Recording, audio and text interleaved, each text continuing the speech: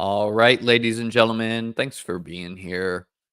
We have a big guest today. We're going to have PFF's Nathan Yankee. Hope I'm saying that correctly. We're going to be going game by game for NFL Week 2 usage. Generally look at Nathan's chart. So figured I'd get him on one of these weeks to talk through it. Nathan, how you doing, man?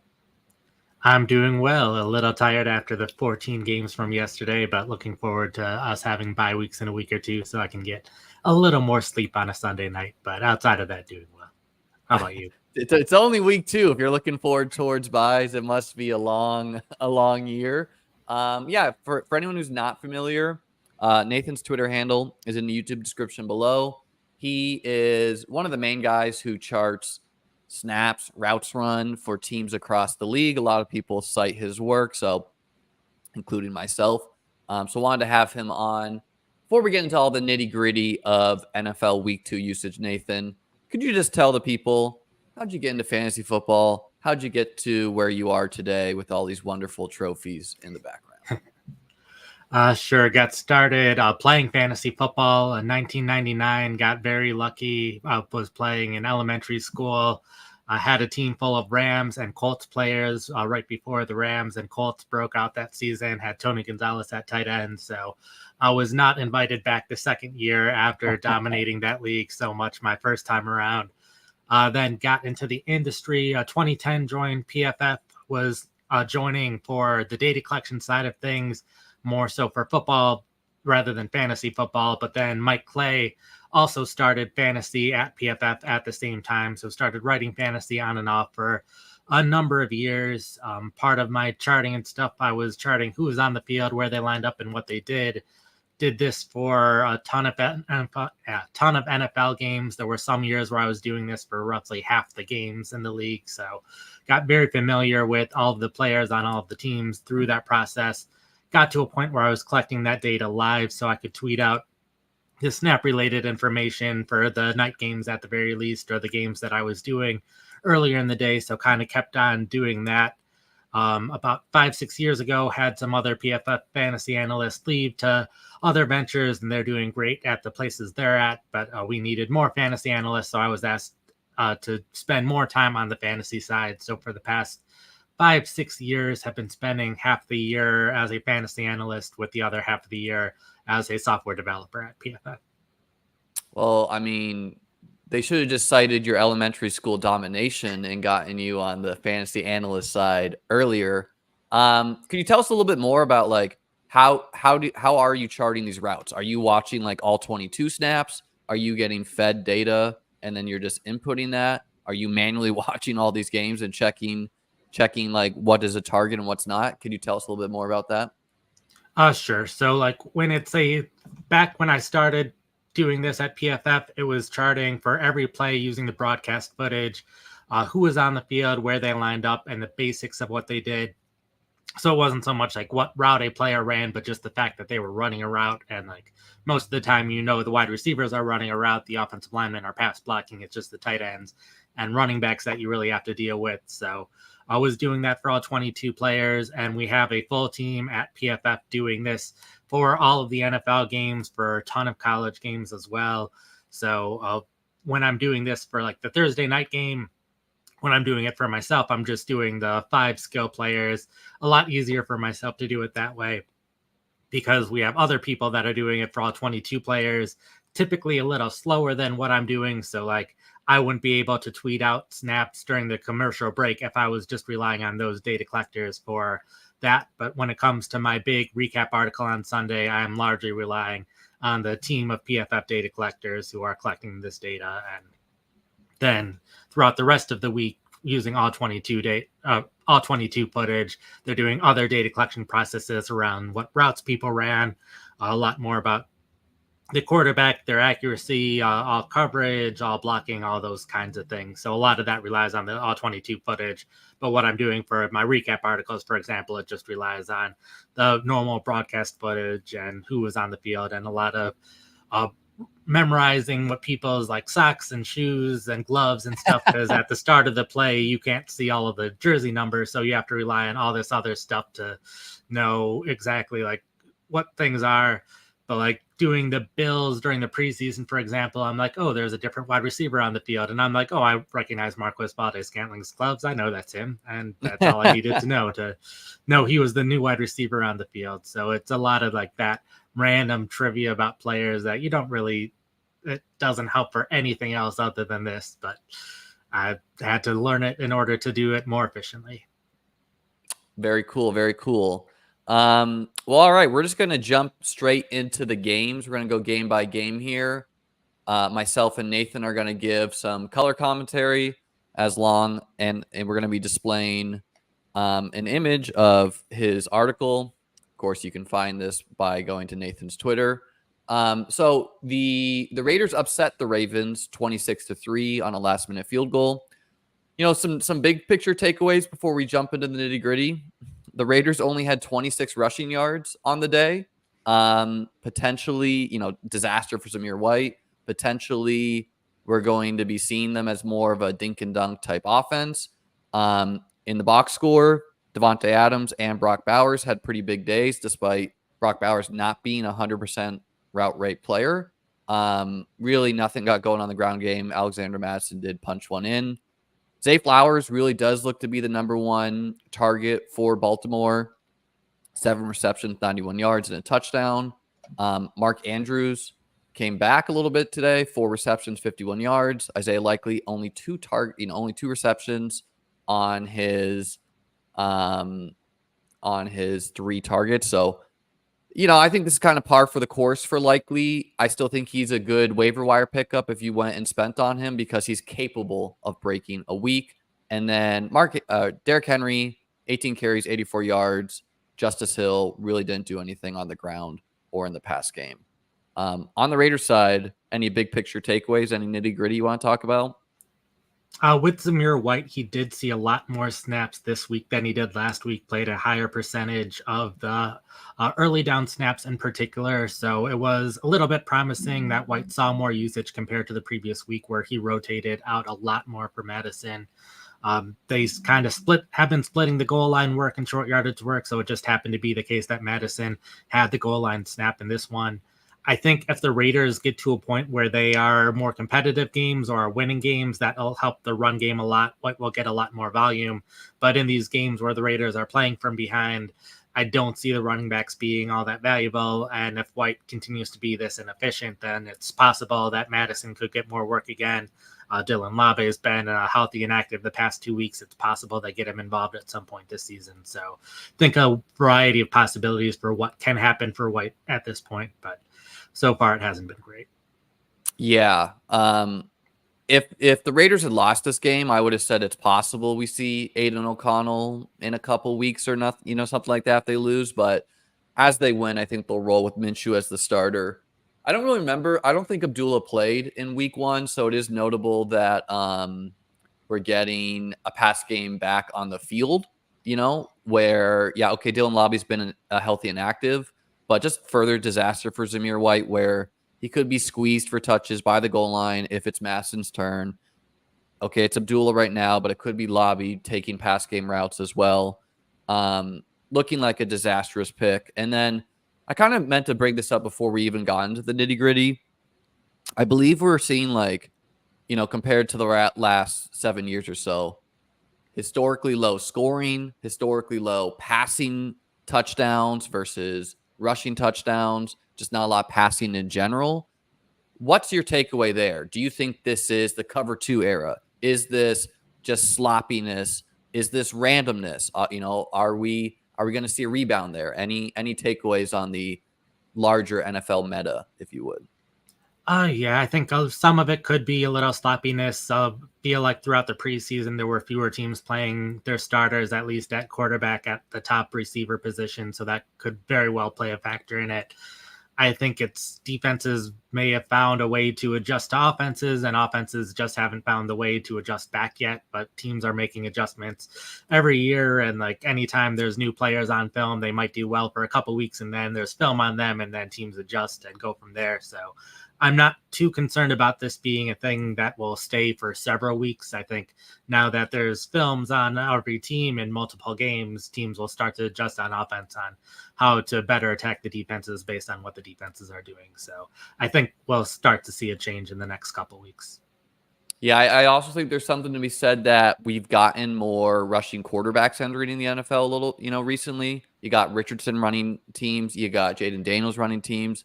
These are teams that probably are going to lean a little bit more run heavy in general. So you got that going on. But yeah, definitely something to keep notes on as far as like how it impacts us, maybe in DFS, maybe in your start sit leagues. If you have the question of, do I play the wide receiver? Do I play Zach Charbonnet, who's going to get all the touches? You lean towards the Charbonnets of the world just because you're going to get monstrous usage. On the Ravens side, Nelson Aguilar, third wide receiver in targets. I don't think they ran as much 12 personnel as they did in week one, kind of expected in a game that they was a little bit more back and forth and not just trailing the whole time like they did against the Chiefs. Derrick Henry still only 9 routes run. Anything else you want to get into on the Ravens here? Yeah, I think just the tight end, it was both that they ran fewer snaps out of 12 personnel. It was still better than last year, but just not as much as last week. But the other interesting last week is Mark Andrews was the clear guy in 11 personnel in the first half. That switched to Likely in the second half. So that was part of at least my optimism for Likely after week one is maybe he sees half of the 11 personnel snaps or more. But this game, it was 3/4 of the time it was Andrews on the field and 11 personnel throughout the game. So that was also part of the reason that Likely didn't have as big of a performance this week. Yeah, I mean, would you be panicking on Mark Andrews considering you probably spent a 6th round pick, 5th round pick? I mean, tight end as a whole isn't crushing. Trey McBride fell on a touchdown in the end zone. George Kittle had a good day. Likely had a good day. I still think Andrews is capable of putting up big performances. I personally Mark Andrews had tightrope. Isn't that what Tony Pollard went through and zapped him? So is any of that going on to you, or is this just it's the Ravens, better days are going to come? Yeah, I think it's both better days will come, and I think slowly over time, Andrews will be more fully recovered from the injury. Like last year with Pollard, I think it was week 11 that he really started turning things around. So that might take a couple weeks for Andrews, but Andrews at least is still seeing the playing time, at least running the routes. And that's better than a lot of other tight ends that are in more complex rotations. Yeah, and I think, like Zay Flowers, like we've seen huge target numbers. I think he had like 5 or 6 targets wiped away by penalty against the Chiefs. Like he just clearly seems like the engine of the offense. Some of it is gadgety, like short ADOT stuff. But to me, that just provides like a safe floor. And then he's going to have the big games when he catches balls down the field, scores touchdowns, what have you. Yeah. Moving on to the Chargers and Panthers. I don't think we'll talk about this game a lot. I mean, so in the Chargers had 130 passing yards. The Panthers are just a disaster. The Chargers had 219 rushing yards. J.K. Dobbins still in a pure 50-50 timeshare as far as carry numbers. 17 carries for him, 18 carries for Gus. J.K. Dobbins, though, absolutely sticking it to the faders like myself. 131 yards on the ground, scored a touchdown. Quentin Johnston, man, I don't know if he would have been playing this if DJ Chark didn't get injured. Like, I kind of thought Chark was going to be the 3 as far as snaps played. But, hey, former first-round pick, comes down with 2 touchdowns in this game. I was kind of the camp that, hey, it's Justin Herbert. I don't care who the OC is. I don't care who the head coach is. It's Justin Herbert. Like, they're going to pass for yards and touchdowns. I still don't think that's, like, thesis is dead. But I think against teams they're going to be able to run the ball against mercifully, like the Panthers, okay, we're not going to see Justin Herbert throwing for 300 yards. What do you think about the passing game from Herbert, the volume we're going to see in the future? Or is this more just they face the Panthers? I think this week they faced the Panthers. Last week it was also a game where they could run a lot. I will be very curious to see how this offense looks when they're playing from behind. I'm guessing they'll have to pass the ball more in those situations. And I also wouldn't be surprised if, like right now, we're seeing a pretty 50-50 split between Edwards and Dobbins. But in those closer games or the games where they're playing from behind, those are games where we'll see a lot more Dobbins. So Dobbins already doing a great job, and we're seeing still a decent amount of Edwards, but I wouldn't be surprised if the game script is different, that Dobbins is the one seeing the clear majority of work in those games, and Edwards only sees a couple of carries. So I could see the backfield changing, and then like Quentin Johnston had the good game. It felt like there were a couple of these young wide receivers that we've already kind of given up on that had good weeks. Alec Pierce, Jalen Tolbert also fit into that camp where it's like, I'm not really trusting it to go forward, but it could happen. This could be the start of their breakout. So a couple of guys where I'm like, I'll add them on the waiver wire depending on the league, but I'm not trusting it. But hey, maybe it'll work out. Yeah, I mean, on that point, 5 catches, 51 yards, 2 touchdowns. That's not a heavy volume producer. I still think Ladd will be the number 1 target for the Chargers by the end. Hayden Hurst, like I've added him in some tight end premium leagues. Again, not a lot of passing volume from the Chargers here. I believe Kamani Vidal healthy and active again. Yeah. My intuition there is I would still be holding on to Vidal in deeper leagues because, if Gus Edwards does go to 0, I don't think J.K. Dobbins will ever be a full, snap guy. Maybe towards later in the season, but Vidal, I think Haskins is just special team usage is my guess, largely why he's active over Vidal, but Vidal is probably the RB3 to want there. Yeah, like generally my rule of thumb, it's too early to give up on rookies at this point of the season, at least a couple more weeks before I'd consider giving up on any of them, basically. Is there anyone you would want on the Panthers in fantasy? Like too early for me to give up on Deontay Johnson. He's the clear target leader on the team, and if the Panthers offense ever starts playing better, then I still think Johnson can have good games, but too much of a rotation basically everywhere else. Was a little disappointed that Jatavian Sanders wasn't the clear starter like he has been now that Tommy Tremble was back, so that was a little sad to see. And then Jonathan Mingo playing ahead of Leggett a bit more in this game than he was week 1, so a lot of guys that you could have been excited about that are in more rotations now. But Deontay Johnson, I'm not quite giving up on him yet. Yeah, I mean, I have some Leggett and some high stakes, but I do think he'll eventually be the wide receiver 3. There's also room for Adam Thielen falling off, but it's like, what do you even win if you get that? Because it's Bryce Young and the Panthers. Jatavian Sanders, Tommy Tremble, Ian Thomas. I think they've been hurt, so he's not really holdable either. The only guy I have some excitement for is, their player Jonathan Brooks, who's not even active. So, I don't know. Deontay Johnson, what is the minimum you would accept in a trade if you were trying to trade low?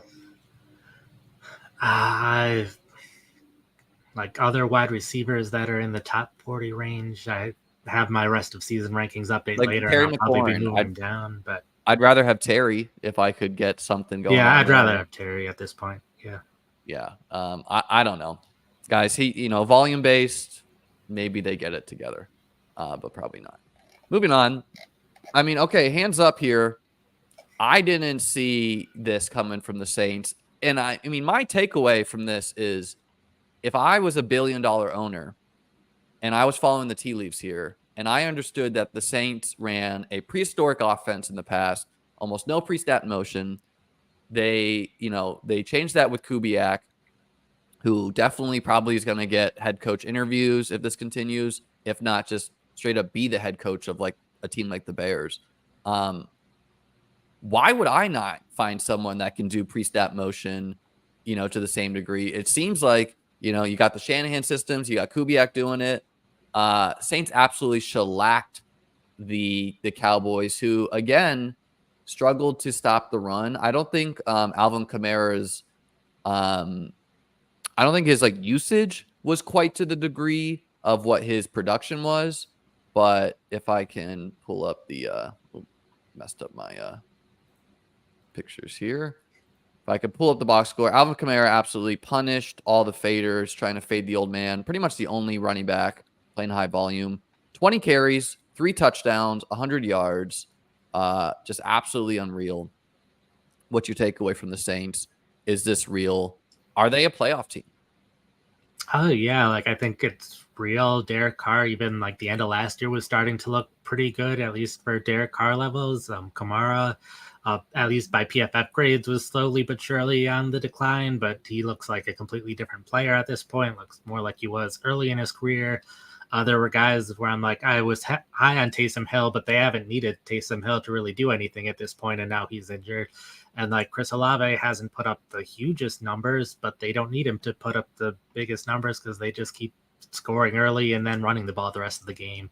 Like Rashid Shaheed, I think he's been a very interesting player throughout last year. It was like he's making these big plays, just not doing consistently enough. So in redraft, he's a complete headache because either he scores a ton of points or he doesn't do anything. And perfect in like best ball, always have him in DFS somewhere, but he's consistently making those big plays. So it's possible that he'll just keep doing that at this point, which is great to see.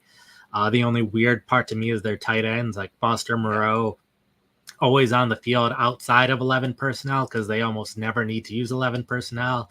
We'll be very curious to see how that tight end rotation looks when they're losing a game because Juwan Johnson, I would expect to be on the field more, but he only ran 4 routes in this game. So for redraft leagues, I'm like, I can't get the tight ends. It's only the 2 wide receivers and Kamara that you really want at this point, and then Derek Carr, who they do have a little bit of a tougher schedule over the next couple weeks, but then once you start looking more towards the fantasy playoffs, lead up to the fantasy playoffs, it is such an ideal schedule for a team that, like, if you can get Carr now, great. Just stash him on your bench for a couple weeks, then you can probably start him for half the weeks at the second half of the season.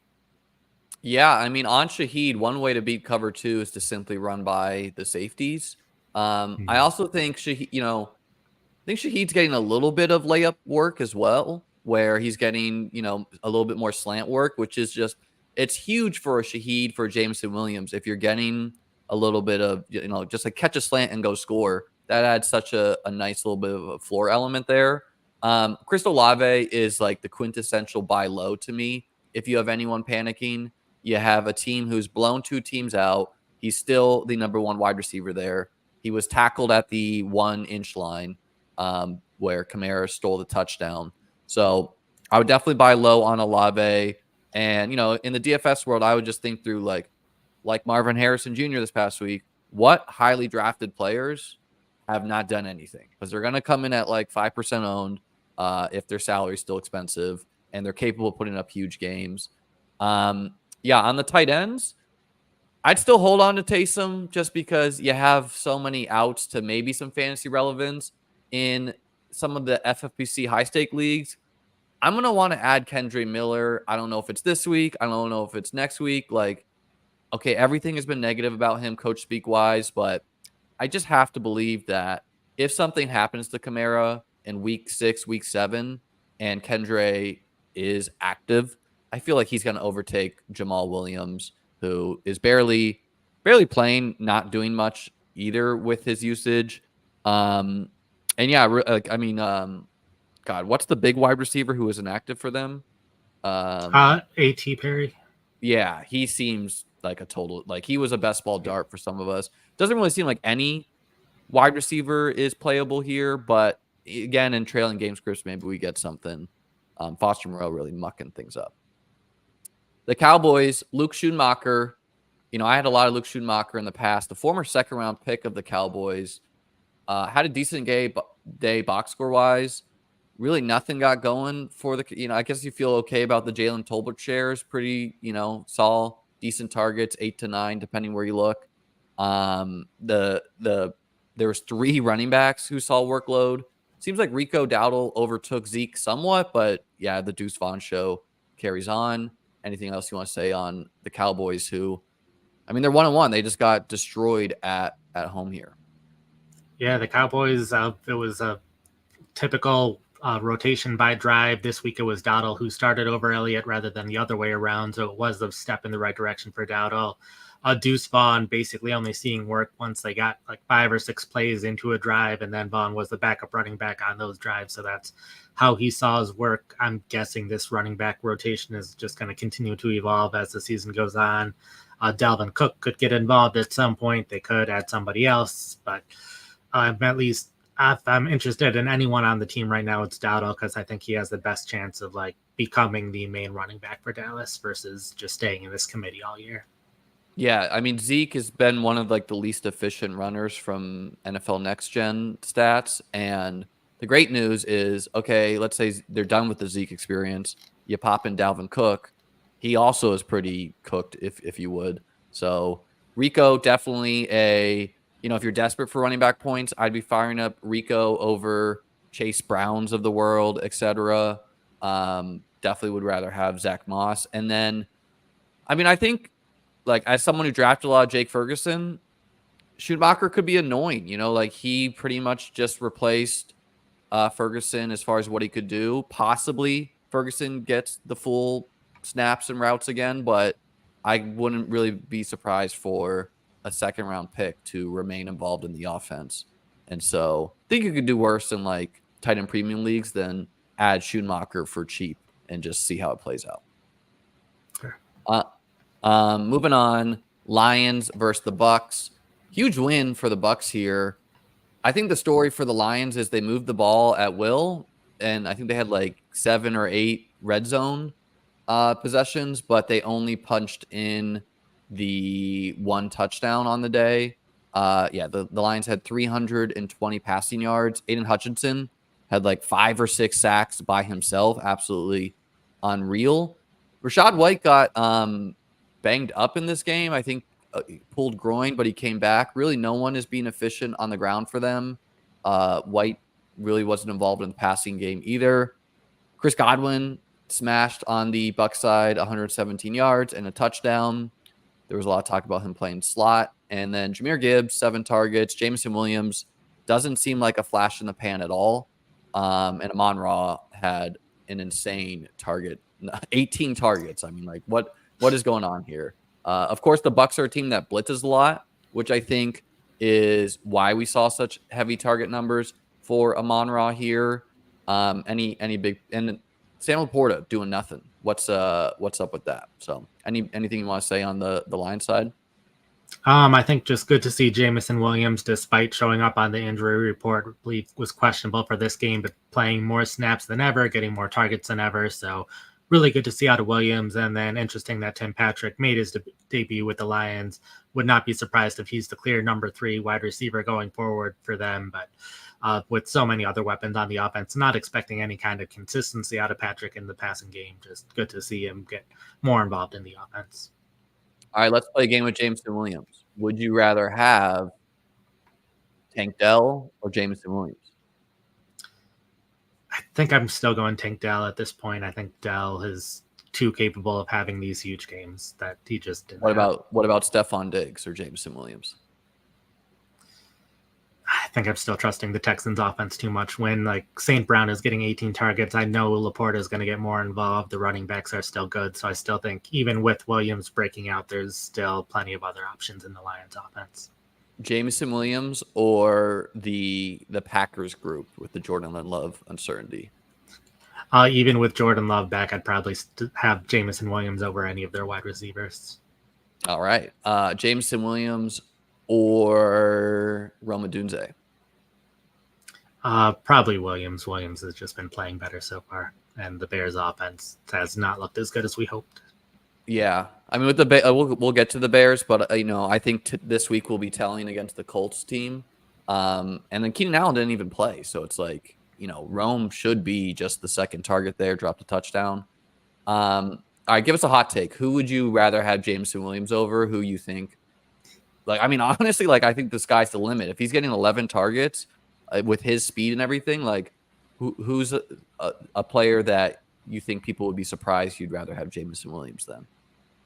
Yeah, like I'm starting to think of some wide receiver ones like Terry McLaurin out there.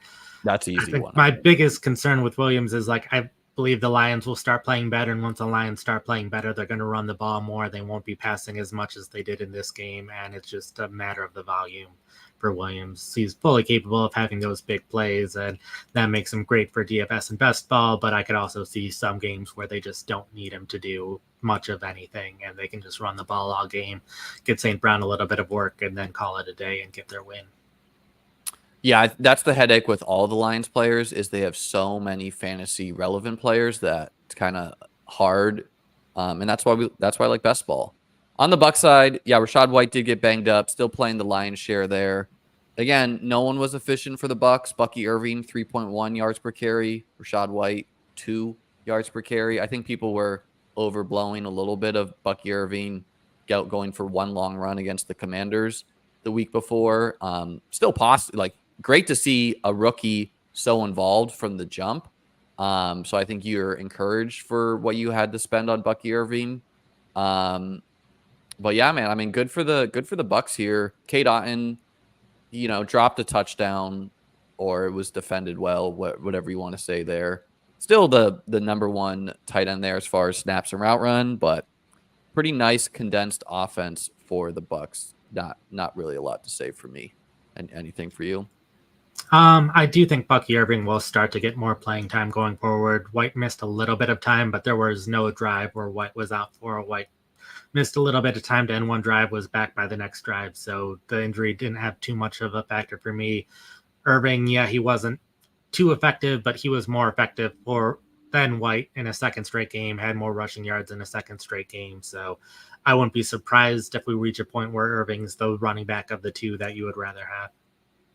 That's fair. Yeah, I drafted White just hoping that he could be, the lion's share there. But yeah, I mean, the Lions are a tough team to run the football on. They invested in their secondary too, so I think there hopefully will be better days here. Who will have a better record this year? The Bucs, the 2-0 Bucs, or the 2-0 Saints? I think it's the Saints at this point.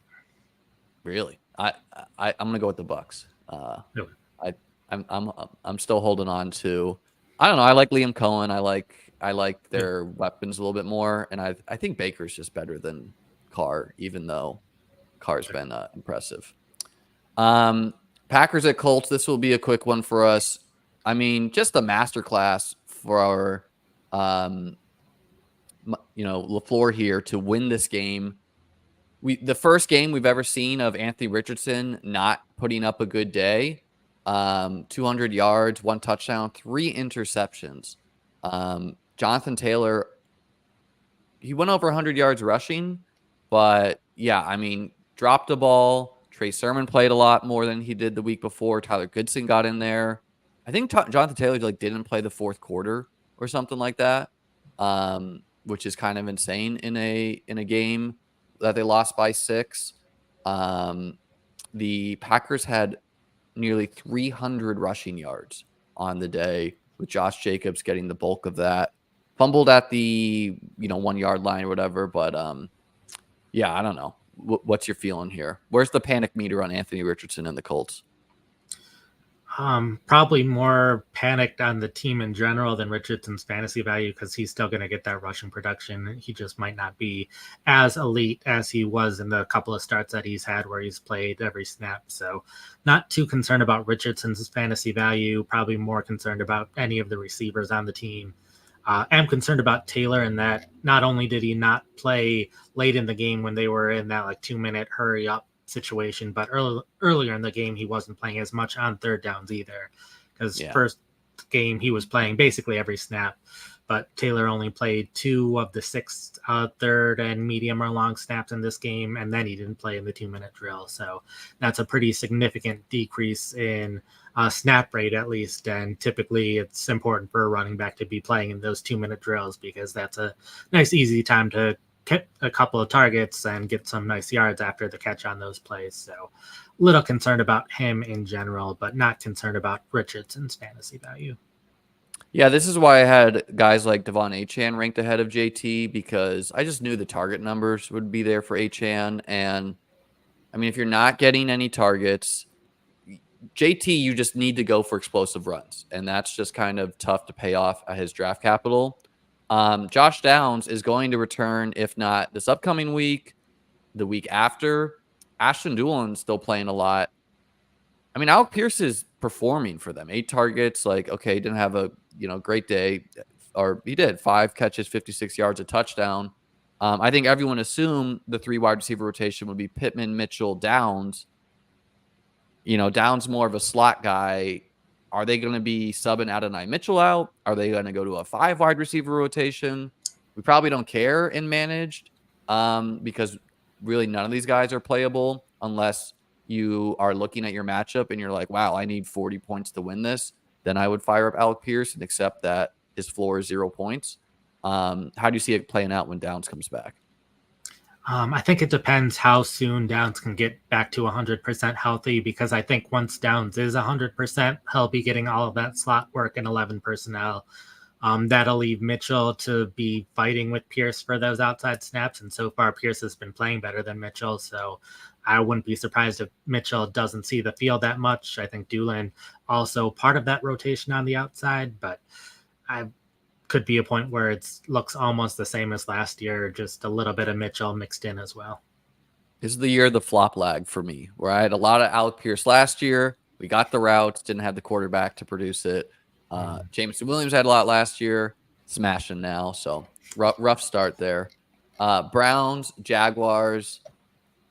Man, the Jaguars look rough. Trevor Lawrence, 220 passing yards on the day. I think the big thing to talk about here, which we're going to get into, is Jerome Ford and Deontay Foreman. Foreman did play a lot, but 14 carries on the day. But he fumbled the ball at the 1 yard line. He is one of the older running backs in the league. He's I think he weighs like 235 pounds, so one of the bigger running backs in the league as well. Ford didn't play as much as he did. Still came out with an explosive run, got to 64 rushing yards on the day. Jerry Jeudy looking like a really solid hit with Ken Dorsey being their offensive coordinator, just a pass-happy team. On the Browns side, Jordan Akins, primarily replaced Njoku, but really no one got involved at the tight end. Elijah Moore seems to have won the war against Cedric Tillman in the short run. Let's get into Ford versus Foreman. Was this a game plan for them? Was this them just looking at last week and saying, hey, I don't want Ford to be 100% of the guys? I kind of thought Pierre Strong was trending towards the RB2 there after originally thinking it was Foreman. What's your takeaway there? Did you see anything happen after he fumbled at the goal line either? Did he play less? I don't think he played too much less after the fumble. With Foreman, I think part of this is just him coming back more from injury, since he did deal with injury during training camp, and he only played 1 snap last week. So I think if anything, this has to do more with getting Foreman more involved, maybe more so than getting Ford less involved. But Foreman started the game, and then in the first half, this was really a 3-man rotation. Ford, Foreman, and Strong all played a decent number of snaps, and then Strong just suffered an injury very, very early on in the third quarter, so it became a 2-man backfield rather than a 3-man. But this was 3 of them all very close together in terms of how much they were on the field, so I wouldn't be surprised if it remains this kind of ugly 3-man changes from one week to the next. We saw this a lot last year where sometimes it felt like Ford was the guy, other times it felt like Kareem Hunt was the guy, and it just changed from one week to another without any real consistency. Yeah, I mean, Ford had a high ankle sprain, around week 4, week 5 last year, and I thought he was playing more before that. And Kareem Hunt was the clear preferred goal line back. In week 1, we saw Ford punch in a garbage time goal line touchdown. So I thought, oh, maybe that's changing. But no, Foreman was the clear goal line back. And I mean, that's just kind of logical. The dude is 235 pounds. Deshaun Watson scored a rushing touchdown, only 185 passing yards. He's got legal issues too. I don't know. The rough passing game. Amari Cooper didn't really do anything. I think he dropped a ball, but he should have had a touchdown week 1 as well. So rough debut for him. The Jaguars, 0-2, looking disastrous. They play the Bills on Monday Night Football. Tank Bigsby got, I think, blown up on a kickoff return. Yeah. So that's why we see Dearness Johnson playing so much here. Travis Etienne pretty much just was the clear RB1 here. Christian Kirk, man, what's going on with Kirk? I drafted a lot of Kirk. Obviously, there's no Evan Ingram here. I thought against the pass rush of the Browns, maybe they'd get him involved. The Browns do have one of the best defenses in football. I mean, Gabe Davis had 7 targets. He's not really seen as a high target guy. What's your takeaway on what's going on with the Jaguars overall and what's going on with their pass game pieces, in particular, Christian Kirk? Maybe he's still working through injury. Don't know. Yeah, I'm not sure about the offense in general. It might just be too many moving parts, 2 new wide receivers on the outside, the injury to Ingram that they weren't expecting, Tank Bigsby getting injured in the middle of the game and not being able to play. So I don't know if it's just too many changes going on in the offense that they just didn't plan for, especially with like Ingram getting injured within an hour or so before kickoff. So they didn't even have time to prepare. They weren't able to add a 3rd tight end off the practice squad or anything like that. It was just Strange basically taking Ingram's role. So possible he was just a bigger part of the game plan. And I think the moving parts are part of it. I think Kirk, he is not playing as much in 12 personnel, which didn't really impact him too much in this game, but I'm not too excited about Kirk going forward, since I think his big thing the 2 years ago is he scored a lot of touchdowns, and then Calvin Ridley ended up taking a lot of those goal line touches or goal line targets last year. And now you have Gabe Davis, who was known for scoring touchdowns in Buffalo. You have Brian Thomas, who was known for scoring touchdowns in college. So even if the Jacksonville offense does start putting things together, I'm still not too excited about Kirk because I don't think he'll be playing as much as he was in previous years. And I don't think he's going to be scoring as many touchdowns as previous years. Still leaving the light on for Kirk, but I'll admit it's a rough start here. Brian Thomas, only 2 catches, 94 yards. That's just kind of the Brian Thomas experience.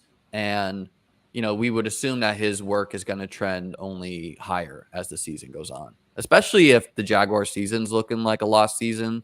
I mean, I don't know. They got a lot of, they're going to fire their coach then. Trevor Lawrence is, I've always kind of thought the concerns for him were overblown, but not good starting 0-2 in the NFL. Wow. Didn't see this one coming either. The Vikings upset the 49ers. I mean, the 49ers got things going on in the air and on the ground. Purdy passes for 300 and a touchdown. Jordan Mason gets to 100 yards. Really hard to do against a Brian Flores defense, who's always near one of the league leaders in blitz rates. Justin Jefferson got banged up. I think that injury is believed to be minor, but I don't know. Aaron Jones, I think, also got banged up, also fumbled at the 1. But shout out to Sam Darnold here, who and Jalen Naylor, who's looking like a really solid last pick. Not someone who I'd be firing up and manage, but as far as best ball, you gotta be happy if you have him. What did you see from the Vikings? Yeah, it was impressive considering they're down their rookie quarterback, they're down their top 2 wide receivers, they're down their tight end. You mentioned Aaron Jones as well, so they're doing this basically with all their skill players dealing with something or other. Naylor is someone that I'd consider off the waiver wire, but really care about how healthy the other wide receivers are. I don't know how long Addison will be out for. Jefferson said he'd be fine, but you can't always rely on the player to say that they're actually going to be good going forward, because plenty of the time they just want to make themselves look good and say, yeah, I'm good, I'm a tough player and everything. So it'll be interesting to see the practice reports there. The running back situation is probably the interesting one. Ty Chandler was looking good in the run game. So even though Jones, part of it was injury related, but if Chandler is looking good, then Chandler could get more playing time in general. If Jones being one of the older running backs in the league, the Vikings could want to preserve Jones more if they are trusting Chandler, and Chandler did look good in this game. Yeah, I mean, the Ty Chandler, the rubs out, he's an explosive back. I think he's got a little DeAndre Swift to his game where doesn't always get what is blocked out there. And I think everyone was always expecting this to be 50-50, so definitely something to monitor for Aaron Jones. On the 49ers end, I mean, Debo had a good day in the box score. Kittle did, and Jordan Mason did. I think Brandon Ayuk was double covered at a pretty high rate. I wouldn't panic on Ayuk. This is the week, though. I think he could go off. We saw Jameson Williams torch the Rams deep. We saw... we just keep on seeing we saw Marvin Harrison Jr. torch the Rams deep. So next up, Brandon Ayuk. This is a get right spot for him. I would assume. They probably want him to get involved after the loss as well. Jordan Mason continues to be the only running back to own there. Although, I mean, I guess you could do worse than Kyle Juszczyk as far as like a waiver stash in deep leagues. Any big picture takeaways for the Niners? Yeah, I'd agree. Not too concerned about Ayuk. It's going to be hard for both of their wide receivers and tight end and running back to all have a good game on the same day, and someone's always going to get left out of those four players. And this week it was Ayuk. Ayuk at least saw more snaps this week, was a little bit on a snap count the previous week, so at least had his usual workload here. Jordan Mason, the clear running back. They did use a little bit of Kyle Juszczyk on third downs, which is something they did back when Elijah Mitchell was their main running back, having Juszczyk as the third down back. So we might see a little bit more of Juszczyk going forward in that role, which, like you said, could lead to a little bit of production here and there. But Mason looks like a clear top 10 running back for as long as he's the main running back there. Yeah, and even when CMC returns, like I thought they played CMC way too much last year in blowout game scripts. I don't think Mason is going to go to 0. Ayuk, in your home leagues, I'd be trying to trade low for Ayuk, just like Olave, a clear positive regression candidate in my mind. Moving on, Seattle versus New England. I think the biggest story here is twofold. One, I think we kind of expected, which is Zach Charbonnet, pretty much of just almost 100% of the running back workload. With no Ken Walker, who they've said they're going to be cautious with. And then the JSN breakout game. I mean, DK Metcalf had a good game, of course, himself, which I guess is surprising against Christian Gonzalez of the Patriots. But maybe they didn't, double cover Metcalf to the same degree. But, a week after Tyler Lockett, who's still probably banged up, had a good game box score. JSN, 16 targets, turned him into 112 receiving yards. That's exciting stuff to see. Of course, Noah Fant is not as much in a timeshare as he was in years past as far as like routes run. So what's your takeaway on JSN? I was excited about him after this game. Like, my big concern was if he would just stay in 11 personnel in the slot like his role was last year. And even looking at what the coaching staff did in college at Washington, it was a similar thing where they had 2 clear outside receivers, 1 clear slot receiver. The outside receivers were often getting more targets, so it was a little bit concerned here and there. But Smith-Njigba was playing the majority of work in 12 personnel for the second straight week. Not the reason why he had the breakout game, but why I think he can consistently do a bit better going forward, because I don't see him leaving the field all too often and playing significantly more than he was last year in both of these first 2 games. So excited about him. Also think we could see a little bit more of Noah Fant going forward. His playing time, like you said, is doing a lot better. He was coming off of an injury, still showing up on the injury report, just playing through the injury. So I wouldn't be surprised if Fant could start to see more targets once he's more towards 100%. 100, yeah, he's definitely a little banged up. That's the other thing I'd say about JSN is I definitely think Lockett's still a little banged up. JSN was always more likely to be a breakout anyway, second-year player, former first-round pick, but I do think Lockett will still have some games. He's probably working through some things. In true engagement farmer fashion, last week I tweeted out washed old man and then Tyler Lockett stats versus second-year breakout. Did the same tweet this week, but, just had better stats for the second-year breakout versus the washed old man. Seahawks barely won this game, 23-20. Hunter Henry, really the story of the Patriots. Ramondre's usage continues strong, although Gibson played a lot more. I think he was banged up in the week 1. Jalen Polk playing more, so I still think he's the wide receiver to want there. I don't know who's going to get squeezed when Kendrick Bourne is off IR, who I still think can play ball at a high level. Not great news for the Drake May that the Patriots are playing tough. Jacoby Brissett took a big hit in this game, but I think he continued to play. Austin Hooper continues to play a lot, not run a lot of routes. Anything you want to say on the Patriots? Just their wide receiver usage continues to evolve each week. So Polk is like the one rookie wide receiver that there are a number of rookies that are on the vast majority of fantasy leagues. You can't get them off the waiver wire. And a number of other rookies that aren't doing much haven't been increased going up the depth chart much. But I think Polk is someone who can continue to get more snaps, eventually be the number one guy in New England. And if the passing game starts doing a bit better, I think Polk can still emerge over the second half of the season. Yeah, I think you need Drake May in there. I think you need the Patriots to be losing games to get out of the mindset of, hey, let's try to grind out some wins versus, hey, let's develop our rookie quarterback for the future. Because while the recipe's working, they're not going to change it. And yeah, I mean, rough day where the tight end sees 10 targets and the wide receiver group combined is charted for 5. I don't know if that will continue, but just interesting. Moving on, Jets versus the Titans. The Jets won a very important game for them. I think, I viewed them as potential Super Bowl contenders here. Aaron Rodgers only 180 passing yards. The rub on the Jets is that they play slow. Rodgers likes to diagnose the defense, so never going to be heavy play volume.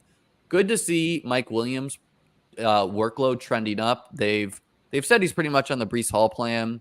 We saw this from the Jets last year as well. Tyler Conklin continues to run a lot of routes and not get any targets, so doing great in my route run league for fantasy points.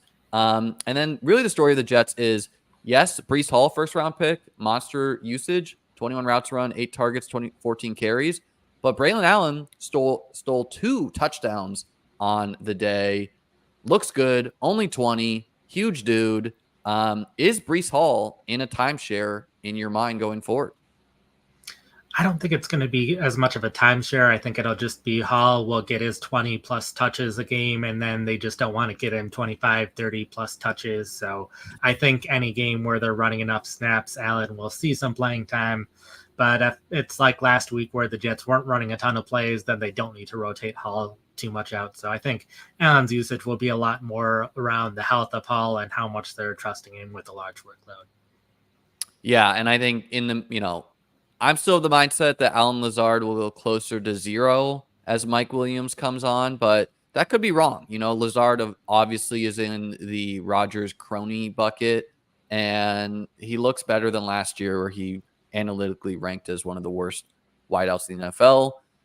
Better days ahead for Garrett Wilson. 6 targets, didn't do much with them. Someone said Malachi Corley 100% target for outrun. Yeah, it's going to be rough for the rookie to see the field. Like, I have hopes that eventually we see Wilson, Williams, and Corley. But I don't know. Maybe it will take desperation and or injury to get there. Xavier Gibson trending towards almost nothing. I will on the add Titans Gibson. side, Gibson played in the slot week 1. Lazard moved to the slot for this week, so Lazard became the primary slot guy with Williams seeing more time. So if Corley does start to mix in a little more, I do think it'll be at the expense of Lazard. And I'd say that's a win for the Corley Hive. Simply that you're trying to compete with Allen Lazard and not the guy they paid $10 million this offseason, and we know has been good in the past in Mike Williams. On the Titans side, yeah, not really a huge timeshare to speak of as far as Tony Pollard and Tajay Spears. Maybe this had to do with the fact that the Titans were, leading this game for portions at the time. But Tony Pollard really dominated workload, more routes run, 4 more targets, 11 more carries than Tajay Spears. Also had a good day box score wise. Will Levis continues to make boneheaded decisions late in games. Calvin Ridley scored 1 kind of like fluky touchdown, and then just an awesome deep ball touchdown as well. In start-sit leagues, I said this before, but I would not play DeAndre Hopkins until I see that he's becoming a full snap rate player, which he played more this week, I believe. So it's trendy up there, but I would still wait. And then, yeah, the tight ends, I think, are unplayable and managed as well. Anything Only else note you want to there, Spears was dealing with an injury in the second half. This was a lot closer the first half of this game than it was in week 1. Spears with more snaps in the first half than Pollard, 20 to 15. And then it was just the second half when Spears was out that Pollard pulled a lot further ahead. Still a general trend of Pollard playing more in rushing situations, Spears in passing situations. But they did bring things a bit closer together in the first half than they did week 1. I forgot that Spears got banged up. So, and they had said before the game they wanted to they keep on harping on no, we want this to be 50-50. So Spears injury, definitely something to monitor. And maybe Julius Chestnut will be involved. I don't know. I don't know if Pollard will just go to 100% workload. The Titans are 0-2 though. So what are they saving these players for? Moving on. The Giants versus the Commanders. This was the question of which will budge as far as, terrible defense or terrible offense. Malik Neighbors' expected fantasy points continue to be off the charts. He was banged up in practice earlier this week, but 17 targets, just absolutely massive. Theo Johnson dominating routes per run league. He's at least on the field. Singletary, pretty much a workhorse here. Slayton and Wandale are out there, but this is the Neighbors show. They don't get the Commanders defense each week, but yeah, sick to see. Anything else you want to say on the Giants? 2 notes there. Tight ends are being asked to pass block a ton more than any other tight ends in the league, so not going to trust the tight ends too much going forward. And then Tyrone Tracy has in both games been getting the goal line work. So even though he hasn't been scoring touchdowns yet, and Singletary scored a touchdown from a little further away, I would not be surprised if Tracy's the one scoring more touchdowns over these next couple of weeks. Yeah, and that's something I mentioned in the offseason where it's Singletary was partially going so high in drafts. It wasn't super high, but because we had lack of faith of who the RB2 was between Tracy and Gray. But Tracy is at least athletic. So if he is able to steal workload down the field, Singletary is just not capable. He runs a 4.6, 4.40. He's not capable of generating a super explosive play unless he makes a guy miss, which that's kind of a skill set. Good color there on the Titans pass blocking, probably because the Giants O-line continues to struggle. For the Commanders, other than Brian Robinson and Jaden Daniels, I don't know. And I guess Terry, if you're desperate, I don't know if anyone's playable. They continue to do this horizontal raid. Luke McCaffrey, had an encouraging week 1, I thought, for a 3rd-round rookie, but no targets today. Was the 3rd wide receiver.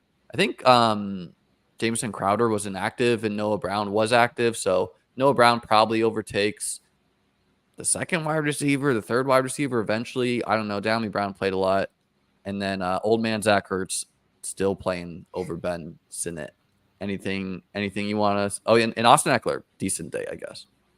Yeah, Olamide Zaccheaus was competing with Diami Brown. Now he's competing with Luke McCaffrey. So now McCaffrey is going to lose a little bit of snaps in that rotation. I do think Noah Brown will overtake Diami Brown at some point of time. So he'd be the number 2 outside receiver. Did have 3 catches for 50-something yards this week. So Brown, I think, is someone to at least look out for after he had those couple huge games last season. Terry McLaurin, what is the worst you would accept for in a trade for him that you think is realistic? I think I'd be fine trading him for a decent number of players because even though he's getting the targets, I don't see a path to him being a top 15 wide receiver, top 20 wide receiver, someone I'm perfectly fine to have as my 3rd receiver in a starting lineup. But there's plenty of other guys where I'm I see that path to them being in the top 20, and I don't see that for McLaurin. Yeah, I would either say, guys, try to take advantage of injuries now to a desperate team to trade for Terry, or wait until he catches a touchdown and then try to ship him out of there. Unless Jaden Daniels takes a significant step as a passer, which he had an okay day. Okay, Cardinals-Rams, one of the bigger games of the week. Number 1 takeaway is just Kyler Murray looks back. I was a little surprised to see him, the Cardinals favored in this game. But yeah, I guess the Rams are just disastrous. Marvin Harrison Jr. pops off for 2 touchdowns. Huge game. Trey McBride falls on a touchdown. And then, Elijah, they continue to play 3 tight ends at an annoying rate. It's not really impacting McBride's target numbers, but they did draft one of these dudes high. I think Elijah Higgins is a converted wide receiver. Greg Dortch seemed to be more byproduct of the Buffalo win versus being actual, the number 1 target earner of the Cardinals. James Conner, bell cow, but the rookie, 22 snaps ain't nothing. Probably most of those in the blowout. And then, of course, we're going to have to talk through the Rams and what the hell are they going to do without Cooper Kupp. So Cardinals first, anything you want to say there? Not too much. A lot of exactly what you would expect. Just note that this was a blowout in the fourth quarter of the game. We did see a bit more Trey Benson. They did have an entire drive with full backup, so that influenced things. So, like, not worried about Trey McBride with the other tight ends. Not worried about any of these players that may have had a little bit lower snaps than you would have expected. But it was just a blowout, and it'll be the same thing for the Rams. They even rotated a little bit more late in the game because they had no chance of catching up. Cool. Yeah. And guys, Jameson Williams, Marvin Harrison Jr., two wide receivers who have dominated the Rams deep. Brandon Ayuk next. I'm interested there. All right. I think the big thing to talk about through on the Rams, I think Kyren Williams maybe took a hit in this game. Continues to dominate snaps though. Blake Corum actually outrushed him as far as a yardage standpoint, which is not great for Kyren's efficiency wise. Yeah. Blake Corum had 3 more rushing yards on 4 less carries, not involved, but Blake Corum didn't play last week. So, and then the big thing to take away is, okay, Colby Parkinson playing a lot of snaps, running a lot of routes, whatever. Cooper Kupp got banged up in this game. You know, going into the season, I think a lot of people assumed Jordan Whittington was Puka and Kupp's backup. We saw the Robinson and Tyler Johnson play, probably because some special teams appeal there. But what's your takeaway of the Rams? I think Whittington is probably the guy we're most interested in as far as like legit upside target earner on this team. But what's your takeaway of how would you rank the Rams wide receivers with no Kupp, no Puka conceivably? Yeah, so I think those 3 are going to see the vast majority of snaps, so there won't be any difference in terms of playing time between the 3. I do think I have Demarcus Robinson a little bit higher just as a safer play, more so in redraft than in best ball because he is the one more likely to get deep targets. He's the one that was targeted a decent amount in the red zone, at least at the end of last year. But I do think Whittington has more upside. He's a bit more of a gamble. He just hasn't shown it in the NFL regular season so far. But if you're looking for a high upside option, Whittington is probably the guy to get. Would note with Corum, he only played in those last 5 minutes when the Cardinals had backups in. So he was playing against backups where Williams was playing those 41 out of the first 44 offensive snaps for the Rams. And I mean, maybe the Cardinals defense, like they drafted like 7 dudes or something, like all with like 3rd round draft capital or higher. So maybe things are coming together there for the Cardinals defensively. Rams only put up 10 points. Yeah, I mean, on the okay, yeah, I think Robinson's going to remain part of the offense. I drafted him in best ball. I think he'll have some spike weeks, but I'm trying to think through of like who's the guy who they're going to throw 7-yard slants to like repeatedly, you know, and could catch like 15 of those. The Rams are 0-2, so they need to string together some wins. Really hard to make the playoffs if you start 0-3 or worse. And I just kind of feel like that has to be Whittington. I know Tyler Johnson's bounced around the league. Marcus Robinson's a veteran. Tutu Atwell probably gets more involved as well. Like that's another way it could go where Tutu at least has a skill set. He's explosive. You know, he's not a big guy, but I just kind of feel like Whittington could be that slant merchant. And I agree, like super low floor, pure upside gamble kind of makes me want to carry him versus I don't know. Am I ever starting Demarcus Robinson with confidence? Maybe he gets 12 targets this week. I don't know. Steelers and Broncos. I don't know. I mean, no one fantasy relevant for the Broncos at all. Jaleel, disappointing workload wise. Javonte was the clear guy there. Greg Dulcich, okay, he's running routes. Devon Veli or whatever, he got hurt, so he didn't play in this game. We saw little Jordan Humphrey replace him. I guess a good sign. Troy Franklin seeing the field. And then Steelers side, Jalen Warren played a lot more in this game as he gets healthy. That's the expectation. Cordell Patterson played less. But yeah, I really don't think there's anyone on either of these two teams aside from like Justin Fields who I'd really want to have in fantasy. Do you disagree? Are there some guys you're interested in? Like Jalen Warren, Najee Harris, both borderline guys. It was good to see Warren see a bit more this week, and then Patterson barely play. So it was good to see it was at least similar to last year. And then Greg Dulcich is at least worth noting that he had 8 targets in this game. And Lucas Kroll, the tight end that he was competing with for the passing down role, was a healthy and active for this game. So a chance that he's able to become something, but he's at least seeing more playing time and seeing targets, even though that didn't really lead to any production this week. Yeah, I have a lot of Dulcich and best ball. Just kind of thought that like it was possible he could emerge as the second target after Sutton. And maybe I'm right, but 3 receptions for 16 yards on those 8 targets. It's just like, I think a lot of people would have chosen Bo Nix as a bust, and no one's a bust after your second NFL game. I think Sean Payton also did some like really head scratching things in this game, but yeah, a lot of people were talking about Sean Payton offenses, PPR appeal from the Broncos running backs, and I was more of the mindset of semi-expensive and ambiguous bad team, like stay away. Like I got some Bo Nix, I got some Dulcich, I got some Josh Reynolds. But I don't have a lot of faith in them. And then, I don't think are we going to see Russ this year? What's your take? I'm going to go with no. I think as long as they still have a winning record or close to a winning record, it's going to be Fields.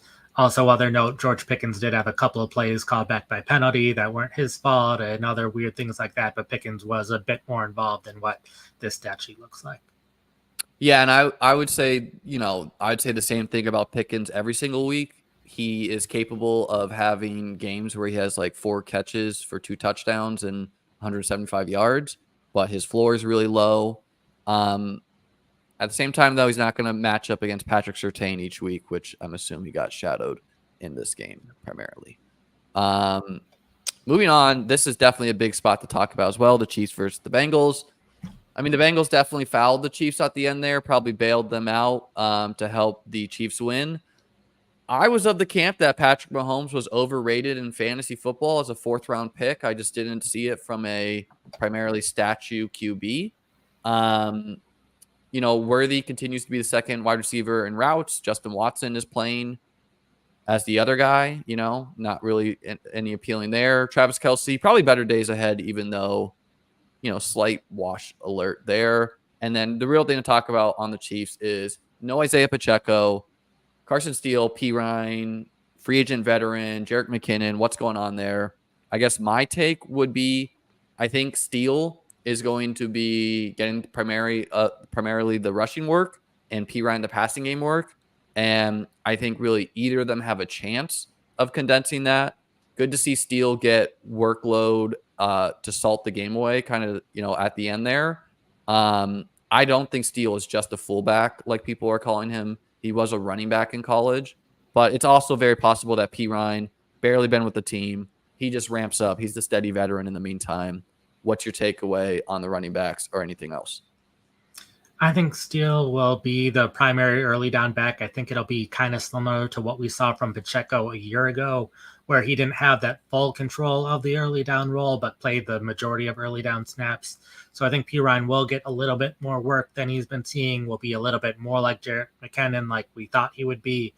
But I think if you're picking one up off the waiver wire, it'll be Steely. I think if you want one in general to score more points, he'll be the guy. Clyde Edwards-Helaire, I think, is still on an injured list, will be out at least for 2 more games, but considering this looks like it could be a long-term injury for Pacheco, would not be at all surprised if Edwards-Helaire mixes in and kind of crushes the long-term fantasy value of Steele. So probably not spending a ton of waiver dollars on either running back because there's that possibility, and they could also trade for someone. They could bring someone else in. That's also entirely possible to make this a 3-back committee. Absolutely, yeah. Pacheco, I think they said fractured tibula or fibula or something. So yeah. That is, I don't know. That sounds like full season injury when I hear that. Mm-hmm. Minimum 4 games. And then, really agree with you on the CEH. CEH, of course, is dealing with PTSD. I don't think there's any normal track record for returning from that. That could be something that impacts you your whole life or something that you're able to push through. I don't know, but I would agree that it's more likely he returns with the Pacheco injury. I could just see him being a little bit more motivated because of that, just everything. So definitely get the Chiefs running backs. It was a little funny that Worthy, the Bengals corner who talked trash to Worthy. Do you see that sick one-hand interception by him? Mm-hmm. That was some irony there. That's, and then on the Bengals side, Yoshi Voss. I mean, really, no one got much going here. I think the big thing to talk about is their tight end usage, where Yoshi Voss came down with 2 touchdowns in this game, both short touchdowns. Trent Irwin plays over Burton, but Burton did at least get on the field, which wasn't looking likely for a little bit there. So good sign that the 3rd round pick is at least seeing the field. No one really knows what's up with T. Higgins. Jamar Chase continues to get doubled at an all-time rate. And then Eric All, like Drew Sample is a blocking tight end, so don't go and get him. Like his targets are legitimately him like blocking and then running a yard and no one covers him and he catches the ball. But Eric All was a rookie of theirs. I think they're excited about him. He's in a timeshare with Gesicki and Sample. Gesicki is kind of like leverage off of Yoshi Voss, where he also is going to play the slot. Saw 9 targets, but I don't know. I'm going to be adding All for cheap. And then, of course, Zach Moss, not even a question. I said this, like, why Zach Moss was one of my highest drafted running backs. They don't trust Chase Brown to pass protect. And when you have Joe Burrow, who the Bengals are going to be one of the pass heaviest teams in the league, you like a guy like Zach Moss who pass protects. We'll have much better days ahead for Moss in games where they're not, trailing or if they're scoring a lot of points. And I still think Chase Brown, like, I don't know. If they're destroying a team, I could see them wanting to get Chase Brown involved, but he's borderline a cut in managed leagues. What's your takeaway on all that? Yeah. First, the tight ends. I'm not trusting Gesicki after this big game. They also had Tanner Hudson deal with an injury and wasn't active. Hudson's also part of this 4-man group at tight end. But Gesicki basically not playing in 12 personnel already and would lose 11 personnel snaps to Tanner Hudson by a little bit. And if Eric continues to play well, he'll start to see more playing time. So Gesicki, not someone I'm rushing to get off the waiver wire, even though he had one of the best weeks for a tight end this week. And then, Zach Moss, he's probably my biggest buy low candidate because he didn't put up huge numbers in this game, but once the Bengals turn things around, then Moss is going to be the Joe Mixon of this offense, except also playing on 3rd downs. So that's a step in the right direction for the Bengals running backs in general. And agree with you, just completely depending on your league size, number of teams in the league, size of the bench, Chase Brown is someone that I'd be perfectly fine dropping in some leagues. Yeah, and I would buy low on, honestly, a lot of Bengals. I would buy low on Jamar Chase. I would buy low on Joe Burrow. And I would buy low on T. Higgins, who I think will play. Like, as far, one of the talking points of week 1 was, is Joe Burrow's risk cooked? Well, he threw for 260 yards and 2 touchdowns against a really good Chiefs defense. So I'm of the camp that, okay, they're 0-2, but I would not say, like, I have faith the Bengals can turn it around, They've been slow starters in the past. I don't know how important that is or isn't, but I just think they're going to be able to turn around. And fantasy-wise, I would buy if I could buy low on Chase, Higgins, Zach Moss, if someone doesn't follow usage, I would be doing that. Who would you rather have as a deep league stash, Eric All or Jermaine Burton? Eric All. I think there's just a clearer path to playing time for him. Cool. The night game, the last game to get through. So Nico Collins has the huge day. I think he's the clear wide receiver 1. Tank Dell, should have had a touchdown. Stephon Diggs, man, I think it's just gonna be hard for someone's gonna be left out each week. Some week 2 guys are gonna be left out. Joe Mixon did go down to injury. Dari Ngumbawale, the journeyman, continues to play over Cam Akers, Damian Pierce. So I don't know how severe the Mixon injury is, but something to monitor there. Any big picture takeaways on the Texans, and who would you rather have, Diggs or Tank Dell? If I just want that consistency, it's Diggs. But if I'm doing DFS or best ball, I'd rather have Dell for those big weeks.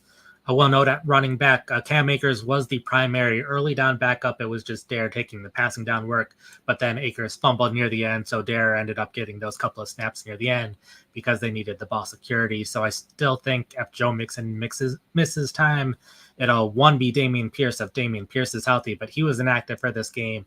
So if both running backs are out, Cam Akers is still the one I would want over Dare if you wanted one of the 2 running backs. Did Pierce Pierce played over Akers week 1, right? And was Yes, he a healthy Akers and was a healthy and active, and Damian Pierce just dealing with some injury that popped up in the middle of the week during practice. Okay, so yeah, Pierce is going through a lot, dealing with injury, dealing with the fact that he doesn't really fit the coaching scheme. He's not really been good other than his rookie year. So I don't know. Like, would you rather have Cam Akers than Pierce or Pierce? I think they like Pierce better. I think the big thing with Pierce is he is someone where the offensive line needs to do their job, and if they do, then he can do really well. But the offensive line hasn't been doing their job. Where Cam Akers is someone who can do better when the offensive line isn't at their best, but doesn't have as high of an upside when everything is going right. So I think that's the main difference between the two running backs for me. But with Pierce being ahead in week 1, if Pierce is healthy, I think he's the one that gets the majority of the work. Unless we get reporting Mixon's injury is very serious, I'd rather have the Chiefs running backs than the Texans ones. One, we know Pacheco's injury is very serious. 2, just a little bit more confident in the skill level of the, like an unknown of a Carson Steele. But yeah. And then the Bears, I definitely want to talk about. I mean, I thought Tyler Johnson was wide receiver 4 on this team. That was wrong. It's DeAndre Carter, who got targeted a lot. I mean, I'm not ready. Like, okay, the Caleb experience has been rough. He, I think the Titans legitimately might just be a really good defense. And maybe the Texans are too. Like, they were in position. They didn't get blown out in this game. The Texans are legit Super Bowl threats here. I think we're going to learn a lot about the Bears versus the Colts. No, the offensive scheme is not great, right? Like, I think we can all say that. Gerald Everett continues to probably play too much. You're not getting guys like Moore and Ndunze involved enough. Although on Ndunze's end, like, I think I was surprised that he even played. Keenan Allen got hurt. Ndunze got rolled up on by Velus Jones, who was healthy and active after doing some boneheaded fumbles last week. And so I still have faith in Rome. I still have faith in Caleb. I don't think it's going to be this level bad. And then DeAndre Swift, man, I mean, like, elite usage, but did nothing with it. Roschon Johnson, it doesn't show that he played, but I know he got in like a fight with one of the guys on the sideline at least. And he's a really good, he's like Zach Moss as far as like pass protection. And Travis Homer got Caleb blown up on pass protecting. So I'd like to see Roschon Johnson get out there. What's your take on the Bears? Oh, yeah. First, the backfield, Roschon Johnson was active, just didn't see a snap on offense. Wouldn't be surprised if he gets a little more work going forward. Travis Homer is just a Shane Waldron guy back with Seattle, so not all that surprised that Homer is getting as much work as he was on third downs. At wide receiver, the Bears are a little interesting in that they have like very clear X receivers and Z receivers and slot receivers. So I think each backup's a different backup to a different starter, which is why we saw Carter see so much work. But if like DJ Moore suffered an injury, it would be a different wide receiver getting those snaps instead of Carter. But good to see Ndunze, even though he was dealing with the injury, was questionable heading into this week, still seeing a lot more playing time with Keenan Allen out. So that was at least good to see him getting the playing time, even though it's not resulting in the targets yet. So still excited to see what he can do going forward. And then we did see a bit more of Cole Kmet this week, but it still wasn't enough. It reminded me of Shane Waldron's days with the Rams, where it was Tyler Higbee and Gerald Everett rotating for snaps, where it was a lot more Higbee, but whenever it was a clear passing situation, it was Everett on the field. This week was similar. Like when it was the end of the game, 2 minutes, they needed a touchdown to win. It was still Everett on the field over Kmet. So still not trusting either of these tight ends for the most part. First of all, what's your panic level on Caleb Williams? And where do you assign blame as far as Caleb, offensive scheme, play, etc.? Yeah, my panic level's not too high on Caleb Williams. If anything, it's higher on Swift, just knowing that there's a chance, hey, this week it'll be Khalil Herbert, who's now the main guy, and all it takes is for a slight switch there. So I think Caleb Williams, it's hard for me to know what to blame because at this point I'm looking so much at the player usage that I haven't spent too much time looking at the player performance and how well Williams actually played and what led to all that this week. So it's hard for me to get too down on a rookie after 2 weeks of the season. I think there's still a chance Williams turns things around. I agree. I mean, they lost by 6. They were in position to, they weren't blown out. The Bears defense is an elite unit. He added 44 rushing yards on 5 carries, so like that's gonna help the floor a little bit for Caleb. And again, like they get the Texans. Let's see what's going on there. Before we get out of here, we gotta, we're getting news here. Bryce Young has been benched apparently, and Andy Dalton will be the starter. I'm assuming that Adam is not just making that up. And I think that sends that's just Dave Canales sending a message that this is not appropriate and this is not how I'm going to start my coaching tender. Whereas, Frank Reich, I think, also benched him, but probably felt that if he was going to be a coach of the Panthers, he kind of just had to roll with Bryce Young, otherwise he'd get fired. So I don't know. This obviously gives fantasy appeal to the Panthers group because we saw Dalton produce, and maybe gives you guys some sell highs if Dalton could get some production there. Anything you want to say on Andy Dalton and the Panthers? The one game that he started last year, Andy Thielen had 11 receptions on 14 targets for 145 yards and a touchdown. So I don't know if I'm trying to think of like who Dalton has experience with throwing to in the Panthers offense in practice, because he probably hasn't had a ton of experience throwing to Deontay Johnson. So even though I might be more excited about the Panthers offense in general, my very first thoughts of who does he have experience throwing to already that he might be throwing to more often than what we saw before. So Thielen might be someone that does well. Maybe he's getting some, maybe Leggett was forced to do some second team work too. So maybe he has some, like I could see Mingo and Leggett also being like second team guys who rotate in with Dalton. But yeah, good call there where Thielen was his guy. Of course, that was without Deontay Johnson, without Leggett, and with Mingo looking like one of the worst wideouts in the NFL and looking at least a little bit better this year. Well, Nathan, man, thanks so much for coming on and doing this. Appreciate, hearing from the guy who makes the articles we all love. Of course, guys, you can find Nathan at PFF Nate. And am I saying your last name correctly when I say Yankee? Yep, you got it. Yep. Perfect. Nathan, tell the people anything you want to tell them, any work you got coming down the pipeline. Just thank you for everyone who follows my work, follows my snap counts, reads the recap article. Have general week for me. We'll be having 5 players to add, 5 to drop, 5 to buy low, 5 to sell high coming out tomorrow. Rest of season rankings. And then, of course, tonight we had Monday Night Football, Falcons and Eagles. We'll be tweeting out the snap counts during that game and have the recap out within a minute or two of the game finishing. Yeah, if you're someone who's like on Twitter, X, whatever you want to call it, Nathan is a much follow for the Island games in particular, where he's always giving you real-time information if you want to know how many snaps is the running back playing, etc. Nathan, thanks so much, man. Guys, usually I would review my DFS article. Gonna do that in week 2. Didn't want to make Nathan sit through that for today. I'll also have my waiver article out tomorrow. As far as ads, of course, we're going to talk about questions about Carson Steele and co. then. So for me, for Nathan, thank you. Hit the like, hit the subscribe. Have a great day. Peace out.